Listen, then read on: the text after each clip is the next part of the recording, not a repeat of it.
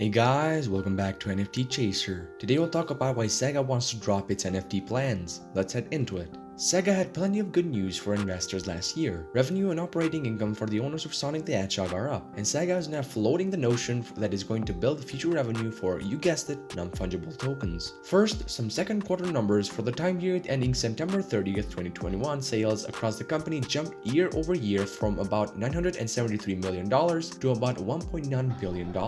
That's a modest growth in revenue, but the better news is that the shift from loss to profit that occurred year over year. In Q2 2021, Sega Sammy lost about $26 million. Q2 2022, its operating income was about $129 million. Sega credited this new success to the company's entertainment content division, its game sales and revenue, with revenue rolling in from games like Humankind and older titles like Hatsune Miku, Colorful Stage, Phantasy Star Online 2, New Genesis, and the Fist of the North Star Legends Revive. But of course, we need to talk about NFTs. Buried in Sega's financial reports is a note about how the company plans to expand its future income, and in a thought that wraps up the NFT business with improved development resources, the company stated that investment in newly emerging businesses areas such as NFTs are part of its future. Sega Sammy anticipated this strategy could be a part of a push into a consumer spending strategy worth approximately $883 million. The brief mention seems to be Sega telling investors, yeah, we're looking into it, with little mention of the security concerns or huge environmental concerns that are folded in with technology, and there's plenty of financial reason for Sega to look into the business. It's already well aware that fans will pay top dollar for the collectible versions of its well-loved characters like Sonic the Hedgehog. If there's more money to be made by turning those collectibles into a financial asset, it's going to push it in that direction. CO2 emissions and GPU shortages be damned.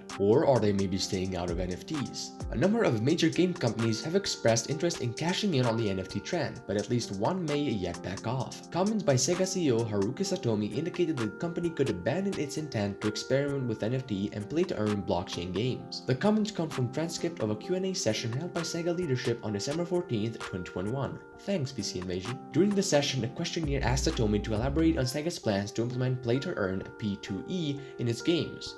P2E refers to a concept linked to blockchain-enabled games, typically supported by NFT assets.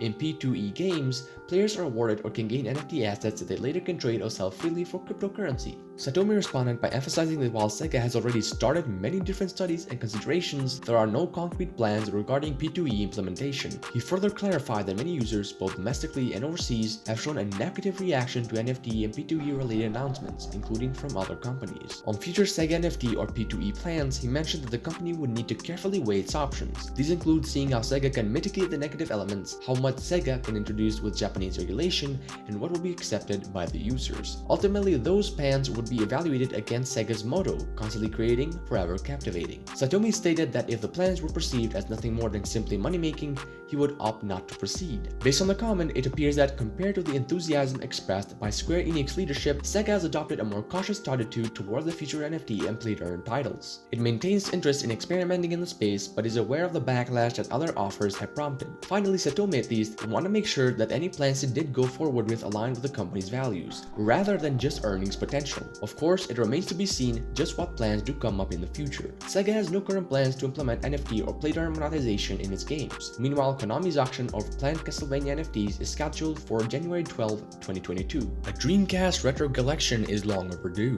It seems like retro game collections are everywhere these days. Whether it's a single franchise or a choice selection of console-specific games, it's a great way to bring back hard-to-find titles and introduce the world to forgotten gems. The problem is that many of the collections released tend to stick to some of the most popular consoles or franchises and leave others behind. It leaves many other great games and consoles behind in the world of preservation, and the Sega Dreamcast is just one of many that deserves its day in the sun. The Sega Dreamcast was released in 1999 and had superior hardware to other popular consoles at the time, the N64 and original PlayStation. It also had a library featuring good arcade ports as well as its own exclusive titles and even some console versions of PC games, thanks to its custom Windows operating system. However, it fell into somewhat obscurity until recent years due to Sega's console downturn and the release of PlayStation 2 the following year, which doubled as an expensive DVD player. What do you think about Sega's development? Tell us in the comments. This brings us to the end of our video. I hope you enjoyed it. Hit like if you did, and don't forget to subscribe to our channel so you don't miss any of our videos in the future. Also, watch the two videos that are on your screen right now because I'm sure you'll love them. With that, I'll see you in the next video.